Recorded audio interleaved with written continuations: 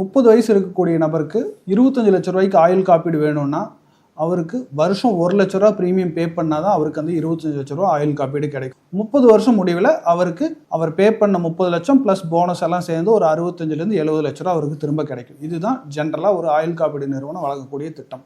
But ஆக்சுவலாக அவர் term insurance ஒரு 25 லட்சத்துக்கு எடுத்தார்னா அதுக்கான ப்ரீமியம் 12,000 ரூபா தான் வரும்.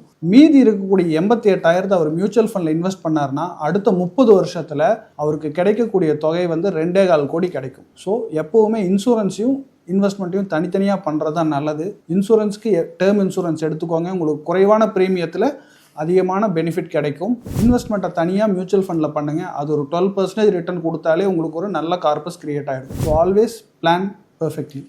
30 வயசு இருக்கக்கூடிய நபருக்கு 25 லட்ச ரூபாய்க்கு ஆயுள் காப்பீடு வேணும்னா அவருக்கு வருஷம் 1 லட்ச ரூபா ப்ரீமியம் பே பண்ணாதான் அவருக்கு அந்த 25 லட்ச ரூபா ஆயுள் காப்பீடு கிடைக்கும். 30 வருஷம் முடிவில் அவருக்கு அவர் பே பண்ண 30 லட்சம் ப்ளஸ் போனஸ் எல்லாம் சேர்ந்து ஒரு 65லேருந்து 70 லட்ச ரூபா அவருக்கு திரும்ப கிடைக்கும். இதுதான் ஜென்ரலாக ஒரு ஆயுள் காப்பீடு நிறுவனம் வழங்கக்கூடிய திட்டம்.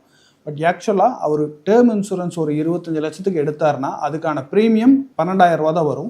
மீதி இருக்கக்கூடிய 88,000 அவர் மியூச்சுவல் ஃபண்டில் இன்வெஸ்ட் பண்ணார்னா அடுத்த 30 வருஷத்தில் அவருக்கு கிடைக்கக்கூடிய தொகை வந்து 2.25 கோடி கிடைக்கும். ஸோ எப்போவுமே இன்சூரன்ஸையும் இன்வெஸ்ட்மெண்ட்டையும் தனித்தனியாக பண்ணுறது தான் நல்லது. இன்சூரன்ஸ்க்கு டேர்ம் இன்சூரன்ஸ் எடுத்துக்கோங்க, உங்களுக்கு குறைவான ப்ரீமியத்தில் அதிகமான பெனிஃபிட் கிடைக்கும். இன்வெஸ்ட்மெண்ட்டை தனியாக மியூச்சுவல் ஃபண்டில் பண்ணுங்கள், அது ஒரு 12% ரிட்டர்ன் கொடுத்தாலே உங்களுக்கு ஒரு நல்ல கார்பஸ் கிரியேட் ஆகிடும். So always plan perfectly.